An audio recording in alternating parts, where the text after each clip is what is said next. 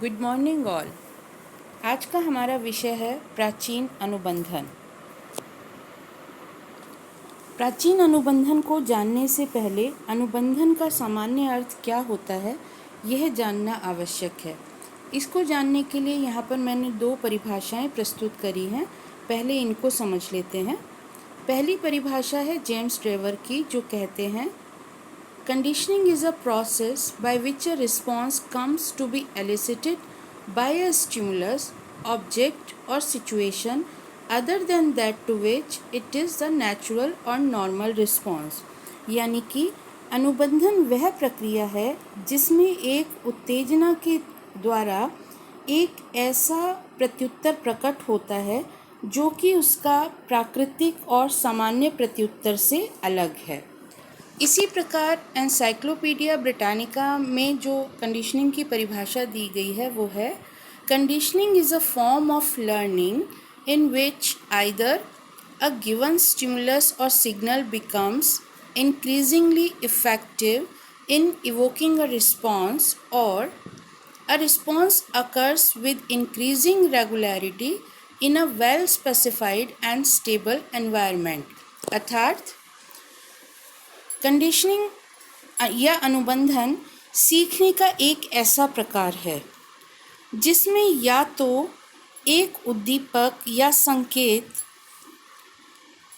किसी प्रतिक्रिया को उत्पन्न करने में प्रभावी होने लगता है, या एक रिस्पॉन्स यानी कि एक प्रतिक्रिया एक वेल स्पेसिफाइड और स्थायी वातावरण में प्रस्तुत होने लगती है। बेसिकली ये जो दूसरी परिभाषा है वो दो प्रकार के अनुबंधन की ओर संकेत कर रही है। पहली चीज़ यहाँ पर ये स्वीकार किया गया है कि अनुबंधन सीखने का ही एक प्रकार है, और इसमें जो दो तरीके का अनुबंधन स्थापित होता है।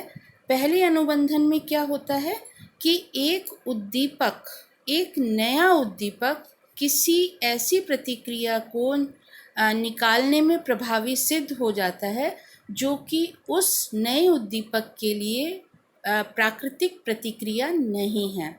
और दूसरी कंडीशन में क्या होता है कि एक उद्दीपक के प्रति एक विशिष्ट प्रतिक्रिया एक सिस्टमैटिकली एक स्टेबल प्रकार से दी जाने लगती है, एक स्थायी रूप ले लेती है कि उस उद्दीपक के लिए वही विशिष्ट अनुक्रिया दी जाएगी। ये अनुबंधन के दूसरे प्रकार की ओर संकेत करता है, जिसे नैमित्तिक अनुबंधन के नाम से जाना जाता है, जिस पर हम बाद में चर्चा करेंगे। अभी हम ये देखते हैं कि प्राचीन अनुबंधन क्या होता है। प्राचीन अनुबंधन सिद्धांत का प्रतिपादन इवान पवलव ने किया था, जो कि रूसी वैज्ञानिक थे, और वो कुत्ते की पाचन क्रिया का अध्ययन कर रहे थे, और इसी अध्ययन के दौरान उनके सामने प्राचीन अनुबंधन का जो प्रत्यय है वो सामने आया। क्लासिकल कंडीशनिंग को परिभाषित करते हुए वो कहते हैं कि classical conditioning refers to learning that occurs when a neutral stimulus become associated with a stimulus that naturally produces a behavior। यानी कि प्राचीन अनुबंधन ऐसे सीखने को कहा जाता है या ऐसा सीखना होता है जो माना जाता है जब एक न्यूट्रल उद्दीपक, एक उदासीन उद्दीपक, जो उनके प्रयोग में एक टोन था, वो एक ऐसे स्टिमुलस, एक ऐसे उद्दीपक के साथ साहचर्य स्थापित कर लेती है जो कि एक प्राकृतिक रिस्पॉन्स उत्पन्न करता है। बेसिकली जो क्लासिकल कंडीशनिंग है उसे एसएस कंडीशनिंग भी कहा जाता है, क्योंकि इसमें दो उद्दीपकों के बीच साहचर्य स्थापित होता है। ये पवलव का एक्सपेरिमेंट है। पवलव जो हैं वो फिजियोलॉजिस्ट थे, शरीर शास्त्री थे, और जब वो काम कर रहे थे तो उनका जो कार्य था वो ये था कि वो कुत्ते की लार ग्रंथि से निकलने वाले स्राव का अध्ययन और गैस्ट्रोइंटेस्टाइनल सिक्रेशंस पर अध्ययन कर रहे थे। उन्होंने इस प्रयोग के दौरान एक रोचक प्रक्रम देखा। उन्होंने देखा कि एक जो वो कुत्ता जो उनका सब्जेक्ट था, जिसको कि बांध कर रखा गया हुआ था, वो उस व्यक्ति को देखकर ही लार स्राव करने लग जाता है जो उसके लिए भोजन लाता था।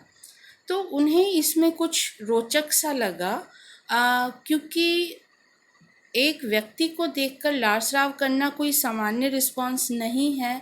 कहीं ना कहीं पर वो उस व्यक्ति की प्रेजेंस को फूड के साथ एसोसिएट कर रहा था। अब पवलव ने सिस्टमैटिक काम करना शुरू करा। उन्होंने प्रयोगों की एक श्रृंखला आरंभ करी जिसमें कई सारे प्रयोग लिए गए। और इस प्रयोग में क्या था कि डॉग को जब भोजन दिया जाता था उससे पहले एक विशेष ध्वनि प्रस्तुत की जाती थी, और ये जो ध्वनि का प्रस्तुतिकरण था उसको टाइमली कंट्रोल किया जाता था। एक समय के बाद ऐसा हुआ कि जो भोजन के प्रति लार स्राव मिलता था वो केवल घंटी की आवाज़ से ही होने लग गया। और तब पवलव ने इस सिद्धांत की स्पष्ट रूप से व्याख्या करी और कहा कि ये एसोसिएटिव लर्निंग है, ये कंडीशनिंग है, और जिसमें जो एनिमल है उसने फूड को साउंड के साथ एसोसिएट करना सीख लिया, जिसकी वजह से जो साउंड है, जो ध्वनि है, वो एक रिस्पॉन्स उत्पन्न करने लगी लार स्राव का। तो ये व्यवस्था थी पवलव के एक्सपेरिमेंट की। इस तरीके से इस यंत्र में उन्होंने कुत्ते को बांध कर रखा था। यहाँ आप देख सकते हैं कि कुत्ता एक जुए से बंधा हुआ है, वो हिलडुल नहीं सकता, वो किसी प्रकार के एक्स्ट्रा रिस्पॉन्सेस भी शो नहीं कर सकता, क्योंकि उसके पैर और जो धड़ है वो पूरी तरीके से बंधा हुआ है। गर्दन भी एक तरीके से बांध कर रखी गई है, और उसके आगे एक जो फूड बाउल रखी हुई है जिसमें उसमें फूड दिया जाता है, और साथ ही साथ उसके गले में एक नली लगी हुई है जो कि एक जो एक जार सा आप देख रहे हैं उसमें वो ड्रॉप्स इकट्ठा होती हैं, और जहाँ पर उनका मेज़रमेंट किया जा सकता है। पवलव के एक्सपेरिमेंट्स में कुछ जब व्याख्या करी गई है तो कुछ मुख्य तत्वों को लेकर व्याख्या करी गई है। बेसिक कंपोनेंट्स पवलव के प्रयोग के हैं। उनको 4 भागों में रख के हम अध्ययन करते हैं। तो ये कौन कौन से हैं? पहला है अनकंडीशन्ड स्टिमुलस। इसे बोलते हैं अनानुबंधित उद्दीपक। अनानुबंधित उद्दीपक एक ऐसा प्राकृतिक उद्दीपक होता है जो कि प्रयोग के प्रारंभ से ही प्रतिक्रिया उत्पन्न करने की क्षमता रखता है। ये स्वाभाविक उद्दीपक, प्राकृतिक उद्दीपक इसे कहा जाता है, और ये स्वाभाविक प्रतिक्रिया उत्पन्न करने की टेंडेंसी रखता है। इसी प्रकार से जो दूसरा कंपोनेंट है वो है अनकंडीशन्ड रिस्पॉन्स, जिसे स्वाभाविक प्रतिक्रिया भी कहा जाता है। ये एक ऐसा रिस्पॉन्स होता है, ऐसी प्रतिक्रिया होती है जो कि प्राकृतिक उद्दीपक के प्रति होती है, और सामान्यतया ये रिफ्लेक्स एक्शन होता है, जो स्वाभाविक प्रतिक्रिया जिसे हम कहते हैं बॉडी की रिफ्लेक्स एक्शन होता है। तो इस प्रयोग में भोजन तो अनकंडीशन्ड स्टिमुलस था, और भोजन को देखकर लार स्राव होना वो अनकंडीशन्ड रिस्पॉन्स थे। तीसरा फैक्टर आता है कंडीशन स्टिमुलस। कंडीशन स्टिमुलस एक ऐसा निष्प्रभावी उद्दीपक होता है जो प्रयोग के प्रारंभ में किसी प्रकार का विशेष अनुक्रिया या मेजरेबल अनुक्रिया उत्पन्न नहीं करता, लेकिन जब इसे बार बार अनकंडीशन स्टिमुलस के साथ प्रस्तुत किया जाता है तो एक समय के बाद ये वही रिस्पॉन्स उत्पन्न करने लगता है जो अनकंडीशन स्टिमुलस उत्पन्न करता है। जैसे इस प्रयोग में जो कुत्ते के सामने ध्वनि प्रस्तुत करी जा रही है, जो घंटी प्रस्तुत करी जा रही है, वो कंडीशन स्टिमुलस है। प्रारंभ में उसके प्रति जो डॉग है वो केवल सिर हिलाना, कान खड़ा करना, इधर उधर देखना जैसी प्रतिक्रिया करता है, लेकिन लार स्राव नहीं करता। फोर्थ कंपोनेंट जो है वो है कंडीशन रिस्पॉन्स। कंडीशन रिस्पॉन्स या जो आपका इसे बोलते हैं अस्वाभाविक प्रत्युत्तर। ये जो कंडीशन रिस्पॉन्स है ये एक्वायर्ड रिस्पॉन्स होता है, अर्जित प्रतिक्रिया होती है जो उदासीन उद्दीपक जिसे हम अस्वाभाविक या अनकंडीशन रिस्पॉन्स कह रहे हैं उसके प्रति। और ये कब उत्पन्न होती है? जब एसोसिएशन स्टैब्लिश हो जाता है, जब कंडीशन स्टिमुलस और अनकंडीशन स्टिमुलस के बीच में साहचर्य स्थापित हो जाता है, कंडीशनिंग हो जाती है, तब कंडीशन रिस्पॉन्स मिलना शुरू होता है। देखिए ये एक्सपेरिमेंटल प्रोसीजर है जिसमें आप जो फर्स्ट जो डॉग का फेस देख पा रहे हैं वो बिफोर कंडीशनिंग दो कंडीशंस दिखा रखी हैं जिसमें यूएस और यूआर। भोजन जो है वो यूएस है और लार्स राव यूआर है। मतलब इसमें कुछ सीखना नहीं पड़ रहा, भोजन के प्रति लार्स राव स्वाभाविक प्रतिक्रिया है। और फिर एक साउंड करने वाला उपकरण है जिससे ध्वनि उत्पन्न हो रही है, ये न्यूट्रल स्टिमुलस है, यानी इसके प्रति देखिए नो सैल्यूवेशन, लार्स राव नहीं हो रहा। ड्यूरिंग कंडीशनिंग क्या होता है, जो साउंड है उसको फूड के साथ प्रस्तुत करी जाती है।